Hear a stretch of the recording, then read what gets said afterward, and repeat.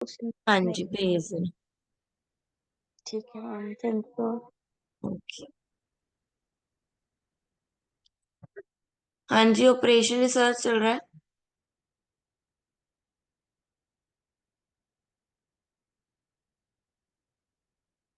Operation research का हम simplex method करेंगे। कल हमने ग्राफिक मेथड किया था, आज सिंपलेक्स मेथड करेंगे।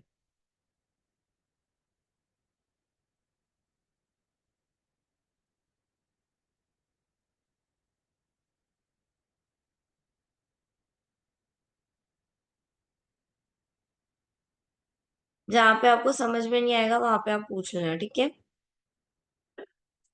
ठीक है मैम।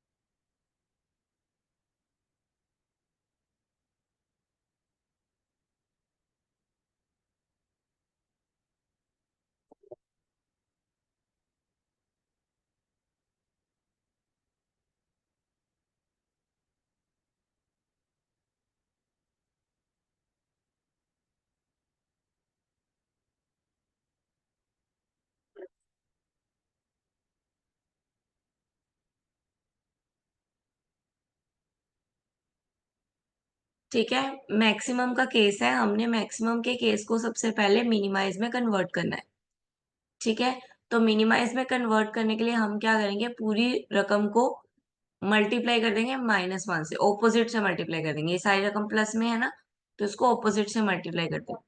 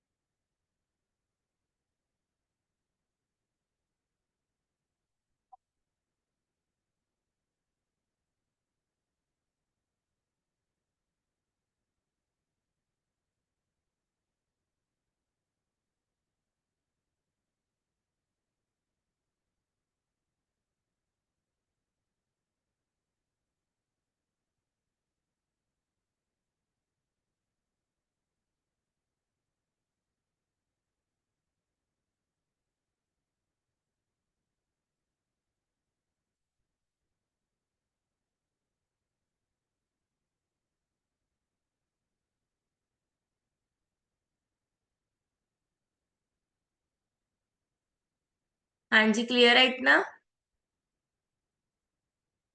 समझ आ रहा है? No ma'am. क्यों नहीं समझ आ रहा? इजी तो बता रहे हैं।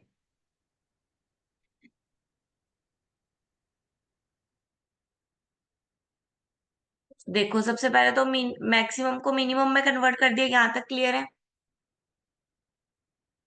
हाँ जी। ठीक है, मैक्सिमम वाला मैक्सिमम था, मतलब प्लस वाला था, उसको माइनस में कन्वर्ट कर दिया। तो माइनस में कन्वर्ट किया तो -1 से मल्टीप्लाई किया तो -z हो गया। -1 इंटू -2 किया तो -2 हो गया। फिर 1 से किया तो -1x2 हो गया। यहाँ तक क्लियर है? फिर हमने जो हाँ जी। कॉन्स्टेंट्स यानी कि जो ग्रेटर देन और लेस देन वाले हैं, वो नहीं माइनस में होंगे, वो वैसे के वैसे ही रहेंगे। उसके लिए हम क्या करेंगे, उनमें एक स्लैग वेरिएबल्स ऐड करेंगे। स्लैग वेरिएबल्स यानी कि एक extra variable, extra x y z से हटके कुछ ऐड करेंगे ताकि वो इक्वल टू के साइन में बदल सके। ठीक है? सेंटर में साइन हमारा ग्रेटर देन लेस देन के थे ना, हमने उस साइन को इक्वल टू में बदलना है, इसलिए हम उसमें स्लैग वेरिएबल ऐड कर रहे हैं। ठीक है? तो स्लैग वेरिएबल को क्या नाम देते हैं? S1 S2 और S3। जितनी इक्वेशन होगी उसमें उतने वेरिएबल, हर एक में एक ही वेरिएबल लेना है। फर्स्ट स्लैग में हमने 1 ले लिया, सेकंड वाले में 2 लेंगे और थर्ड वाले में S3 लेंगे। तो 1 वाले को इक्वल टू 15 करना था। ये जो था ये क्या था? लेस देन 15 था। तो इसको ग्रेटर देन 15 बनाने के लिए इसमें कुछ ऐड करेंगे ना, यानी कि 15 की तरफ साइन था, यानी कि 15 बड़ा था ना, तो दूसरी तरफ छोटा था। तो इन दोनों को बराबर करने के लिए यहाँ पे कुछ ऐड करना पड़ता है इस साइड। तो हमने इस साइड क्या ऐड कर दिया? +S1 ऐड कर दिया। ठीक है, अब ये तीनों रकम मिला के 15 के क्या हो जाएंगी? इक्वल हो जाएंगी। क्लियर है? हाँ जी मैम।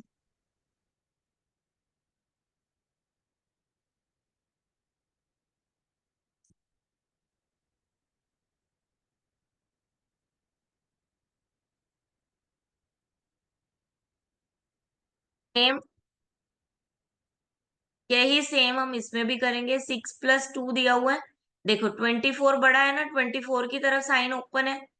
24 बड़ा है, यानी कि हमें यहाँ पे कुछ चाहिए जिसको हम 24 के बराबर कर सके। तो इसलिए हम यहाँ पे S2 ऐड कर देंगे। 6x1 + 2x2 + S2। अब फिर ये बराबर किसके हो जाएगा? 24 के इक्वल हो जाएगा।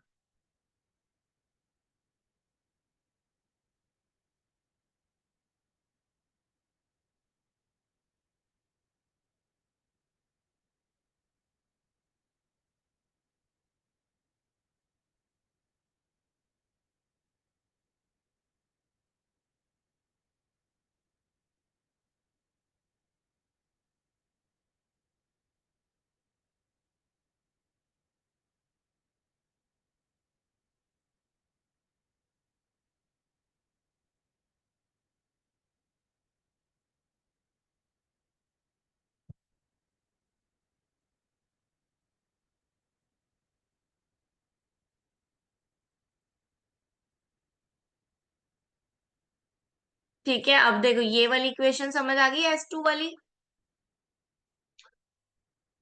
हमने यस मैम। देन लास्ट में उन्होंने x1 + x2 ग्रेटर देन 0 दिया हुआ था, लेकिन अब हमारे पास दो स्लैग और ऐड हो गए हैं तो हम वो दोनों भी इसमें ऐड कर देंगे।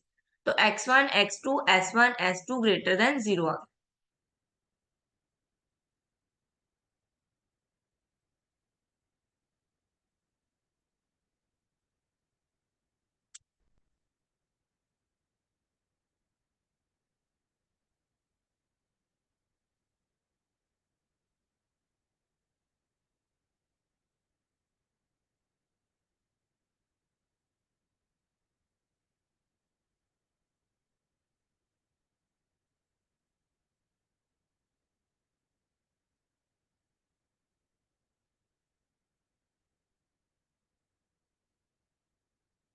यानी कि अब हम सारी की सारी जितनी भी न्यू वाली वो थी, सारी की सारी न्यू वाली फॉर्म्स लिखेंगे।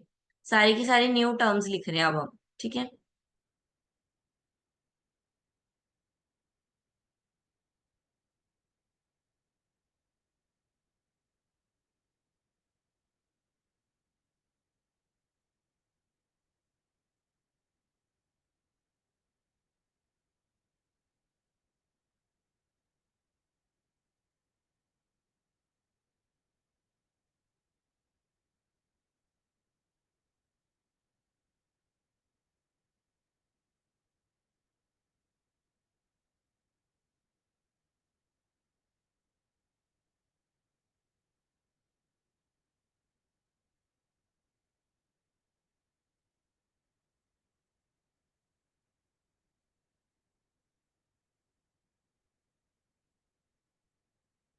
क्लियर है? ये न्यू टर्म्स आ गई तीनों की तीनों जो हमने अभी बनाई है, ये भी न्यू टर्म जो बनाई है। अब हमने देखा कि ये ऑब्जेक्टिव फंक्शन होता है ना, ऊपर वाला ऑब्जेक्टिव फंक्शन होता है ना, इसमें हमारी इनकी टर्म्स जो है कुछ मिसिंग है। वो कह रहे हैं जितनी टर्म्स यहाँ पे होंगी उतनी टर्म्स यहाँ पे भी होनी चाहिए। तो इसमें S1 और S2 नहीं था, तो हमने S1 और S2 डाल दिया। लेकिन अगर हम अकेला S1 और अकेला S2 लिखते तो वो 1 बन जाती उसकी वैल्यू, जबकि यहाँ पे तो वैल्यू 1 दी ही नहीं हुई थी हमें। तो इसलिए इसको क्या लिखेंगे, 0 S1 लिखेंगे, ताकि इसकी कोई भी वैल्यू ना बने। ठीक है? हाँ जी।